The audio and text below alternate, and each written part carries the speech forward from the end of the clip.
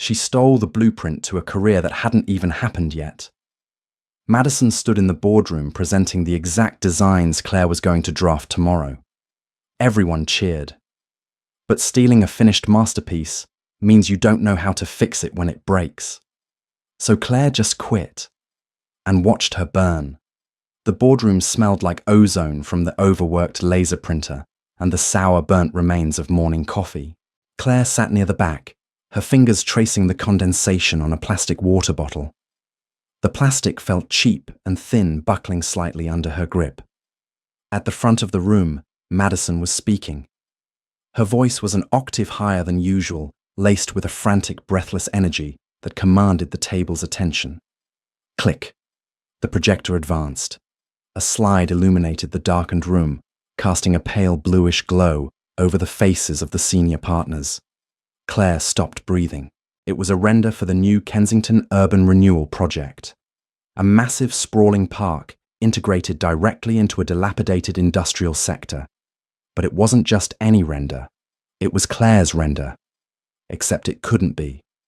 Claire hadn't even drawn it yet. Claire looked down at the closed moleskin notebook resting on her lap. Inside were messy graphite-smudged sketches, outlines, brainstorms. Last night, sitting on her worn corduroy sofa in the dark, she had finally solved the spatial problem of the pedestrian bridge. She had jotted down a very specific, wildly unconventional suspension system. She had also picked a color palette. Not a standard Pantone. A custom mix of cerulean and slate grey.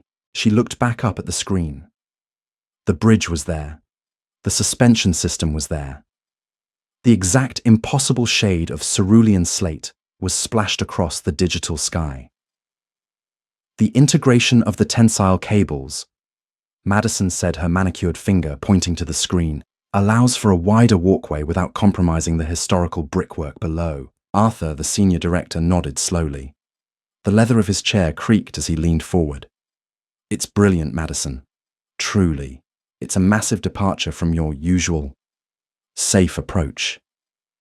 I had an epiphany, Madison said. She smiled, but her eyes flicked to the back of the room. They locked onto Claire. There was no guilt in Madison's gaze. There was only a ravenous, triumphant hunger. It was the look of someone who had already seen the finish line and knew exactly how the race ended. Claire felt a cold prickle of sweat break out along her hairline. The wool of her sweater suddenly felt suffocating, scratching against her neck. She opened her notebook. She looked at her crude sketches. Then she looked at the fully realized high-definition 3D model on the screen. This wasn't corporate espionage. Claire's laptop had been offline. The notebook hadn't left her bag. The specific hex code for that blue color existed entirely inside Claire's head until 3 a.m. the previous night. A heavy, nauseating realization settled into Claire's stomach. It defied logic, physics, and sanity, but the truth was radiating from Madison's smug posture. Madison knew. She knew the future of this project. She knew Claire's ideas before Claire even fully formed them. Rumors had floated around the office for weeks about Madison's sudden, eerie personality shift, how she survived a minor car wreck last month, and came back to work with an uncanny ability to predict market trends and client whims. The junior designers joked she was psychic. Claire swallowed hard. Her throat felt like sandpaper. It wasn't psychic ability. It was theft on a temporal level. Madison was a parasite operating with a cheat sheet from a timeline that hadn't happened yet. I love the water reclamation feature, Arthur said, tapping his pen against the mahogany table. The sound was sharp, rhythmic grating. How did you manage the runoff calculations for the south gradient? Madison's smile faltered for a fraction of a second. A microscopic twitch at the corner of her mouth. The geometry naturally guides it, she said smoothly, waving a hand vaguely over the projected image. It's all in the foundational slopes. It was a non-answer. A bullshit, glossy PR response. Claire knew exactly how the runoff was managed because she was the one who spent 3 weeks agonizing over the subterranean drainage pipes in her head. The geometry didn't naturally guide it. It required a specific complex tiered filtration system beneath the concrete, But Arthur bought it. He was too dazzled by the visuals. Incredible work, Madison. I think we have our pitch for Friday. The room broke into applause. The sound was hollow and deafening to Claire. She sat frozen, the condensation from the water bottle dripping onto her dark slacks, leaving a cold, damp stain. Madison was soaking up the praise, her shoulders thrown back. But she kept stealing glances at Claire, waiting for the explosion. Waiting for Claire to stand up, accuse her of theft. Madison was braced for a fight. She had probably rehearsed it. Claire looked at her own hands. They were trembling slightly. She felt a sudden violent surge of rage, a hot spike in her chest that made her vision swim. But just beneath the rage there was something else. Exhaustion. Deep, bone-weary exhaustion. She had given 6 years to this firm. 6 years of late nights, cold takeout, and stress-induced migraines. And now she was supposed to fight a battle against someone who had apparently hijacked the universe's DVR. She was supposed to prove that a fully rendered, completed project was actually her own unborn idea. The projector clicked off. The lights hummed back on harsh and fluorescent. The meeting was over. The room began to shuffle chairs, scraping against the industrial carpet. Claire slowly closed her notebook. The rough texture of the cover grounded her. She didn't say a word. The break room smelled heavily of synthetic lemon cleaner and old tuna. The espresso machine was sputtering in the corner, leaking a small puddle of brown water onto the faux granite counter. Claire stood by the sink, mechanically washing her favourite ceramic mug. The hot water burned her knuckles, but she welcomed the sting. It was real. It was immediate. "You're quiet." Claire didn't turn around. She recognized the sharp click of Madison's heels on the linoleum. "Just doing the dishes," Claire said, her voice flat, devoid of any inflection. She kept scrubbing a non-existent stain on the rim of the mug. Madison stepped closer. The scent of her expensive floral perfume clashed violently with the lemon cleaner. "I saw your face during the meeting. You looked surprised by the Kensington design." "It was a surprise," Claire said. She rinsed the mug, the water splashing loudly against the stainless steel basin. "Sometimes inspiration just strikes," Madison said, her tone dripping with false modesty. She leaned against the counter, crossing her arms. She was practically vibrating with adrenaline. She wanted this. She wanted the confrontation. "You know how it is, Claire. One day you're struggling, the next day you just see the whole picture. Clear as day, like you've already lived it." Claire shut off the faucet. The sudden silence in the break room felt heavy, thick. She dried her hands on a paper towel, taking her time. She studied the cheap brown paper, feeling the coarse fibers against her skin. She finally turned to look at Madison. Madison's eyes were wide alert, waiting for the accusation. Waiting for Claire to say, "You stole my work." Waiting for the satisfaction of denying it, of knowing she had the upper hand, the undeniable proof of the date stamps on her digital files. Claire looked at Madison's perfect blowout, her immaculate silk blouse. Then she looked at the slight tremor in Madison's hands, the nervous tapping of her acrylic nail against her own bicep. Madison had the answers, but she didn't have the foundation. She had memorized the test, but she didn't know the subject. Claire felt the rage dissipate, evaporating into a cold, clinical clarity. It was the most cynical, liberating feeling she had ever experienced. "It's a good design, Madison," Claire said quietly. Madison blinked, thrown off balance. Her brow furrowed. "What? I said it's a good design. The tensile cables were a nice touch." Claire picked up her mug. "Good luck with the structural engineering review on Friday." Without waiting for a response, Claire walked out of the break room. She didn't look back, but she could feel Madison's confusion lingering in the air, dense and unresolved. Claire walked straight to her desk. Her cubicle was a cluttered monument to her dedication. Stacks of architectural blueprints, a dying succulent in a terracotta pot, a heavy cast-iron tape dispenser she had bought at a flea market. She sat down at her computer, wiggled the mouse. The monitor woke up, bathing her face in a sterile white light. She opened a blank email draft. To Arthur, subject resignation. Arthur, effective immediately, I am resigning from my position. I am leaving my keycard on my desk. Please mail my final check to the address on file. Claire. She didn't add a thank you for the opportunity. She didn't offer a 2-week notice. She just clicked send. The sound of the mouse clicking felt incredibly loud, a definitive snap. She grabbed a cardboard box from the supply closet. The cardboard was rough, slightly dusty. She began packing. She didn't pack the firm's reference books or the expensive drafting tools they had provided. She only took what was hers: the mug, the succulent, the iron tape dispenser, her notebooks. Ben, a junior designer whose desk was across the aisle, peeked his head over the partition. His headphones were pulled down around his neck, leaking tinny, muted electronic music. "Hey, what are you doing?" Ben asked, his voice low, a mix of curiosity and panic. "Leaving," Claire said. She dropped a box of her favorite pens into the carton. "Like, for the day, forever." Ben stood up his chair, rolling back and hitting a filing cabinet with a dull thud. "What you can't. The Kensington project." "Is Madison's project now?" Claire interrupted.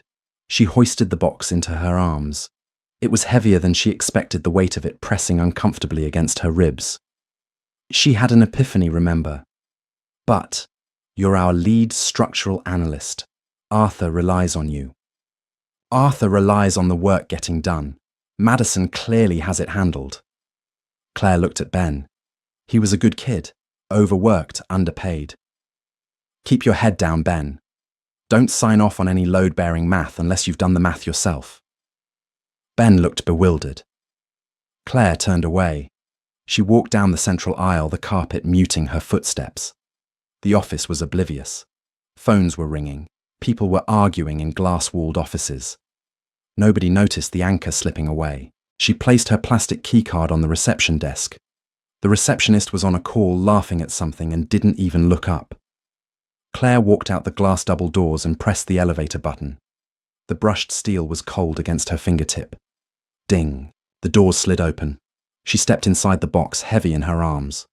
As the doors slowly closed, she caught one last glimpse of the office. Through the glass, she saw Madison sprinting out of the break room, her face flushed, staring wildly in the direction of Claire's now empty desk. The elevator doors shut, sealing out the noise. Claire leaned her head back against the cool, mirrored wall of the cab. She closed her eyes and let out a long, shuddering breath. It wasn't a heroic exit. It was messy, sudden, and financially irresponsible. She had no backup plan, no savings to speak of. But as the elevator descended, dropping floor by floor toward the street, a small, dark smile crept onto Claire's face. The Kensington project required a soil analysis for the underground filtration. The city council was notoriously aggressive about it. Madison had the pretty pictures. She had the final look. But she didn't have the math. And now she didn't have Claire to do it for her. 2 weeks later, the rain was relentless. It beat against the single-pane window of Claire's apartment, a steady drumming rhythm that felt like a heartbeat. The apartment smelled of damp wood floors and freshly ground coffee. Good coffee. For the first time in 6 years, Claire was buying the expensive beans, justifying it by the fact that she was no longer buying overpriced salads near the office. She sat on her corduroy couch, wrapped in a faded quilt, staring at her laptop screen. She wasn't looking at job boards. She was watching a documentary on deep-sea hydrothermal vents. The narrator's voice was a soothing baritone. Her phone buzzed on the coffee table. It vibrated violently against the wood, shattering the peace of the room. Claire ignored it. It buzzed again and again. She sighed, pausing the documentary. The silence in the apartment rushed back in, heavy and expectant. She leaned forward and picked up the phone. The screen was cracked in the top left corner, a reminder of a frantic morning commute 3 months ago. 3 new texts from Ben. "Ben, Claire, please tell me you're awake. Ben, it's an absolute bloodbath here. Ben Arthur is screaming. The client is threatening to pull the contract." Claire felt a tiny flutter in her chest. It wasn't guilt. It was a cold, sharp vindication. She typed slowly, her thumbs deliberate on the glass screen. Claire. What happened? I thought Madison had an epiphany. The little typing bubbles appeared immediately. Ben was practically sitting on his phone, Ben, the presentation went great on Friday. Kensington loved the renders, but they brought their own civil engineer to the follow-up meeting this morning. Ben, he asked about the soil subsidence beneath the new pedestrian bridge. He wanted to know how the tensile cables account for the soft clay on the south bank. Claire smiled. She took a sip of her coffee. It was still hot, bitter perfect. She remembered the soft clay. She had spent a whole weekend researching soil composition in that specific industrial sector to calculate the necessary depth of the concrete pylons. It was tedious, invisible work, the kind of work that doesn't show up on a glossy render. Claire. And what did Madison say? She froze, like literally blue-screened. She started talking about the aesthetic flow of the cables. The engineer cut her off and asked for the raw load calculations. She told them she'd have the math by this afternoon. She's been in her office crying for an hour. She dragged me in there and told me to reverse engineer the math from the pictures. Claire let out a short, harsh laugh. It echoed in the empty apartment. Reverse engineer structural math from a 3D model. It was like trying to bake a cake by looking at a photograph of flour. Claire, you can't. The pylons need to be anchored in bedrock, which means the angles on the render she stole are technically impossible without a subterranean truss system. A system she doesn't know exists because she didn't do the work. There was a long pause. The typing bubbles appeared, vanished, and appeared again. Ben, you knew this would happen. Claire, I knew stealing the roof doesn't give you the foundation. She set the phone face down on the table. The rain continued to lash against the glass. Back at the firm, the atmosphere was suffocating. The air conditioning was broken again, leaving the office smelling of nervous sweat and stale carpet. Madison sat behind her desk, her flawless blowout now frizzy and unkempt. She was staring at a blank Excel spreadsheet, her hands trembling so badly she could barely hold the mouse. Think. Think. She silently screamed at herself. In her previous life, before the accident, before she woke up with a crystal-clear memory of the next 5 years of industry trends, she had watched Claire win awards for the Kensington project. She had watched Claire stand on stages being hailed as a visionary. Madison had remembered every detail of those winning presentations. When she woke up back in this timeline, she thought it was her turn. She thought the universe was handing her the crown. She just had to take the ideas before Claire vocalized them. It had been so easy. But in the previous timeline, Claire had always been there to answer the boring questions. Claire had always handled the invisible, tedious math that held the beautiful ideas together. Madison hadn't bothered to memorize the math. Math didn't win awards. Math didn't get applause in the boardroom. Madison, Arthur's voice was sharp, cutting through the glass door of her office. He didn't knock. He just pushed it open. His face was flushed red, the veins in his neck prominent. The Kensington team is waiting in conference room B. Arthur snapped his eyes, darting to the blank spreadsheet on her monitor. Where are the load calculations? They need the safety assurances on that bridge before they release the initial funding. Madison swallowed. Her mouth was entirely dry. She tasted copper. I'm just finalizing them, Arthur. It's a complex matrix. It shouldn't be finalized now, Arthur barked, stepping into the room. The heavy wooden door clicked shut behind him. You designed the bridge, Madison. The math should have been the first thing you did. You can't draw a bridge that hangs in midair without knowing how it stays up. I know that. Madison's voice cracked, rising an octave. She immediately regretted it, cringing at her own desperation. I need a little more time. You don't have time. They leave in 20 minutes. Arthur leaned over her desk, planting his hands on the polished wood. The smell of his peppermint breath mints was overwhelming. Claire used to have this stuff ready a week before a pitch. Why did she quit Madison? The question hit her like a physical blow. I don't know, Madison stammered, shrinking back in her leather chair. She was burned out. She was unstable. She was the only one who actually understood the physics of your epiphanies. Arthur growled softly. He stood up, straightening his tie. You have 10 minutes. If you go into that room and tell them you don't know how to build the thing you sold them, you are done. And if this firm loses Kensington because you played architect without a net, I will make sure you never work in this city again." Arthur turned and walked out, leaving the door wide open. The silence he left behind was deafening. The low hum of the servers, the distant ringing of phones, it all sounded like a countdown. Madison looked frantically around the office. Her eyes landed on her phone. Her hands shook as she picked it up, scrolling frantically through her contacts. She found the name, Claire. She hit call. Across town in the quiet, rain-slicked apartment, Claire's phone began to vibrate again. It danced across the coffee table, a frantic, vibrating panic. Claire watched it. She didn't pause her documentary this time. She leaned back into the soft cushions of the couch, pulling the quilt tighter around her shoulders. The fabric was warm, heavy, comforting. She watched the phone ring until it went to voicemail. Then it immediately started ringing again. Madison was drowning, and Claire was perfectly fine staying on the shore. The conference room felt less like a professional meeting space and more like a high-altitude pressure chamber. Madison sat at the head of the long mahogany table, her fingertips pressing so hard against the polished wood that her nail beds turned a sickly, translucent white. The air was thick, heavy, with the scent of stale espresso and the expensive peppery cologne worn by the three men sitting opposite her. They were the executive board for Kensington Urban Renewal. Mr. Hayes, the lead civil engineer they had brought along, was staring at Madison over the rim of his wire-framed glasses. He possessed the terrifying quiet stillness of a man who dealt exclusively in undeniable facts. "Ms. Davis." Hayes began his voice a low, gravelly rumble that seemed to vibrate the water in the glasses on the table. "We are waiting. The mathematical modelling for the subterranean truss system. The soil on the south bank is primarily a loosely packed alluvial deposit.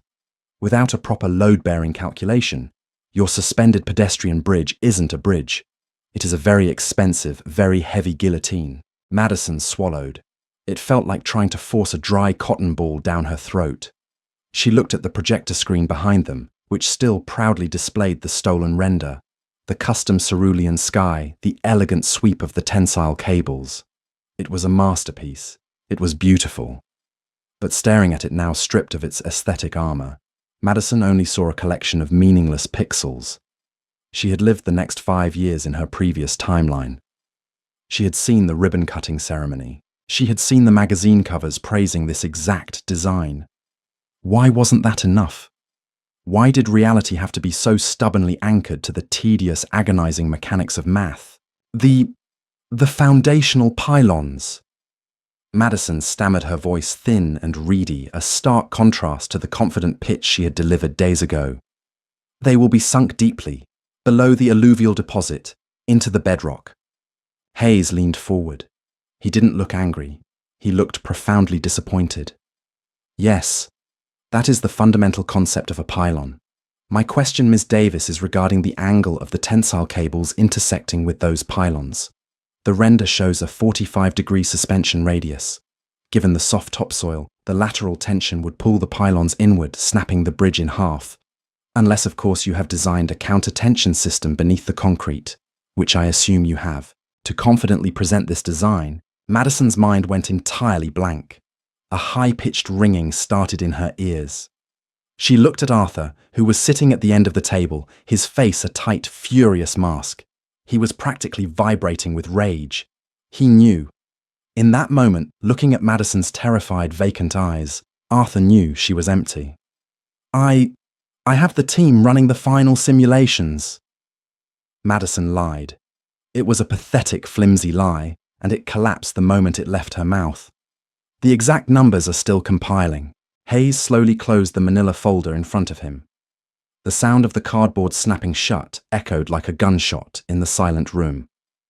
"You don't have the math," he said flatly. "You pitched a structural impossibility disguised as an architectural marvel. This is a waste of our time and a severe breach of our trust." He stood up. The other executives followed suit, their faces grim.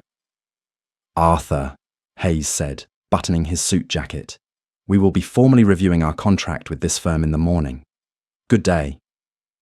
Madison watched them leave, her breath coming in short, panicked gasps. The heavy glass door swung shut, leaving her trapped in the room with Arthur. The silence stretched out taut and fragile before Arthur finally spoke. His voice was terrifyingly calm. "Clear out your desk."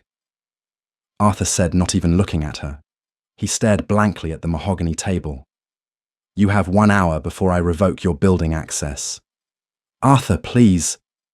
Madison begged, the tears finally spilling over hot and humiliating. "I can fix this. I know what the future of this project looks like. I know it succeeds." Arthur finally looked at her, his eyes devoid of any sympathy. "You don't know anything, Madison. You just know how to draw pretty pictures of other people's genius. Get out." Across the city, the rain had finally stopped, leaving the streets slick and reflecting the neon glow of the streetlights. Claire was standing in her small kitchen, methodically chopping garlic. The pungent, sharp smell filled the space, grounding her. The rhythmic thwack, thwack, thwack of the heavy steel knife against the wooden cutting board was incredibly satisfying. She wasn't thinking about the firm. She wasn't thinking about Madison. She was thinking about pasta. She was thinking about the rich, buttery texture of a sauce she was making from scratch. For the first time in a decade, she wasn't rushing. The loud, aggressive pounding on her apartment door shattered the quiet. Claire stopped chopping. She set the knife down, the blade resting against the damp wood. The pounding came again, desperate and frantic. She wiped her hands on a dish towel, feeling the rough cotton against her skin, and walked slowly to the door. She looked through the peephole. It was Madison. She was soaked, her expensive trench coat plastered to her skin, her hair a ruined, tangled mess. Her makeup was smeared, dark streaks of mascara running down her pale cheeks. She looked like a ghost. Claire hesitated.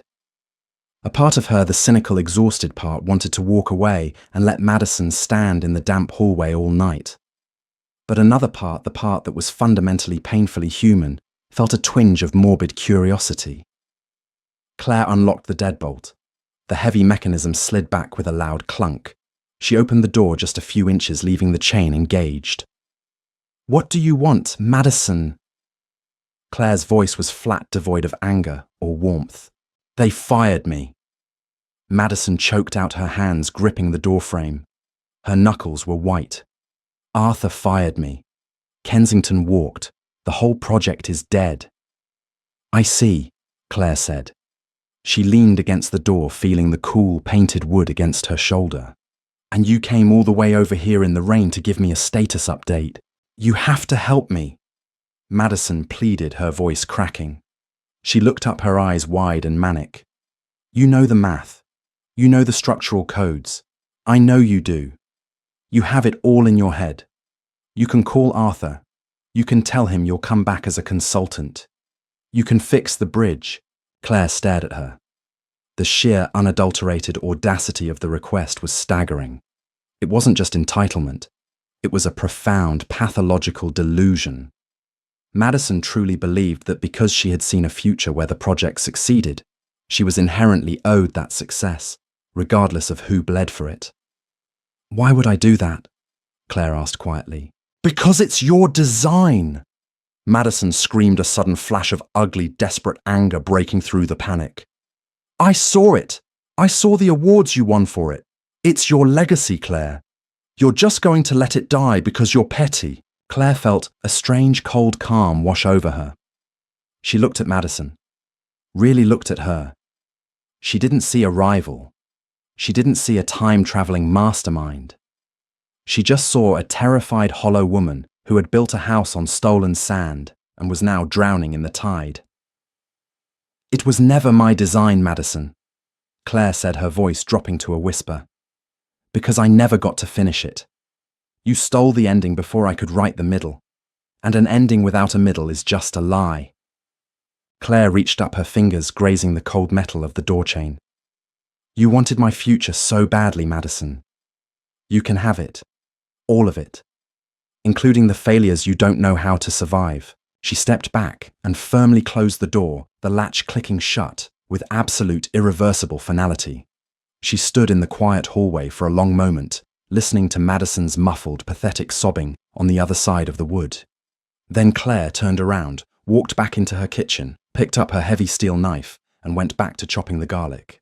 The morning light filtering into Claire's apartment was pale and crisp, illuminating the dust motes dancing in the air.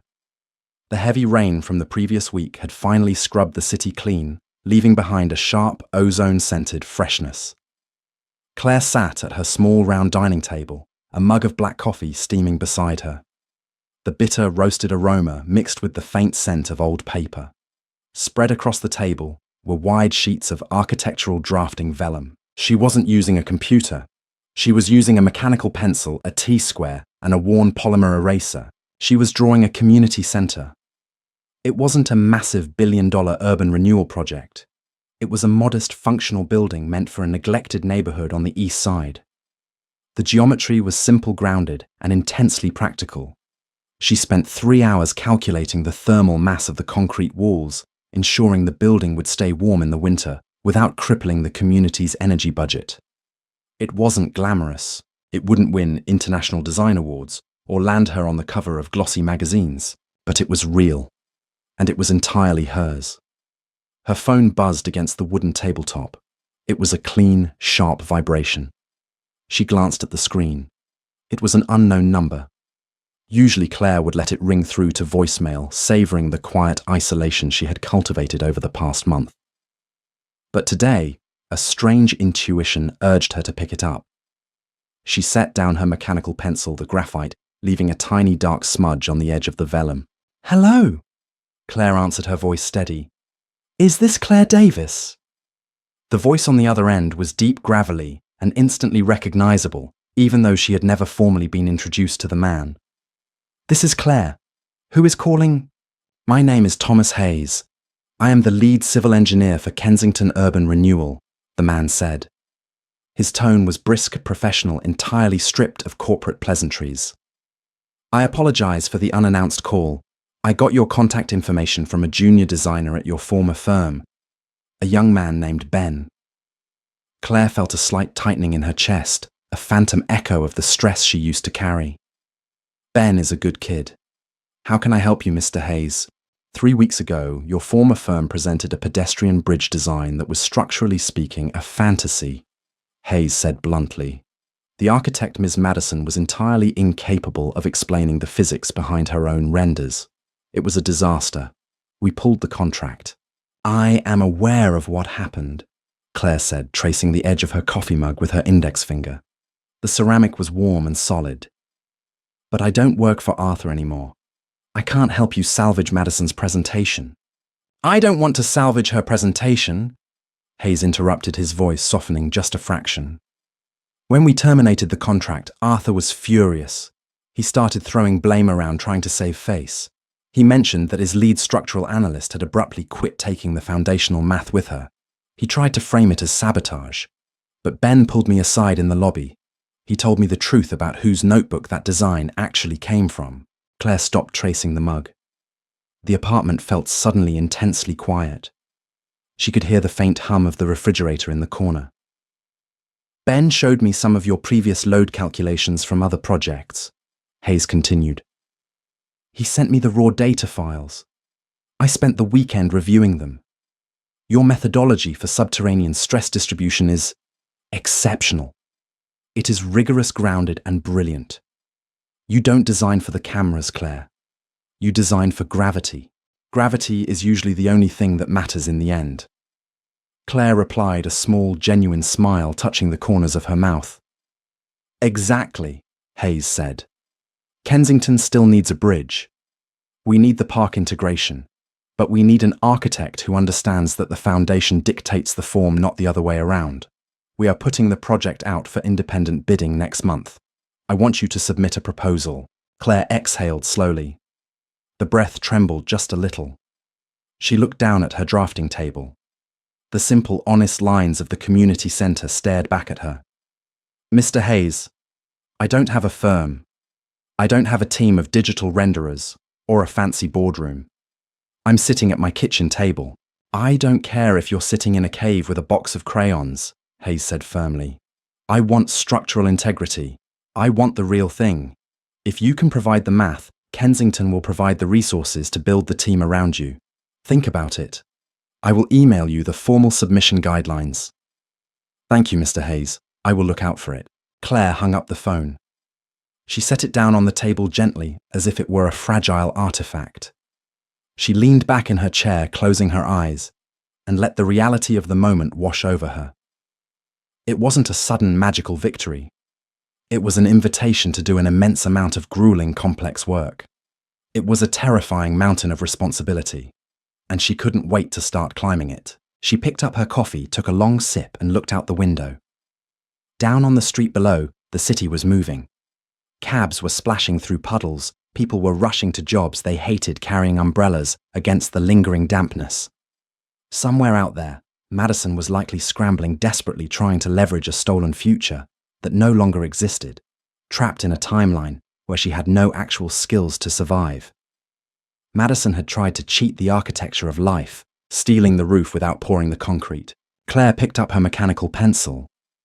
She adjusted her T-square against the edge of the drafting board, the metal making a soft, satisfying scrape against the wood.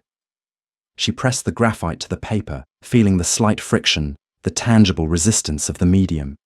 She began to draw the foundational lines, thick, dark, and unshakable.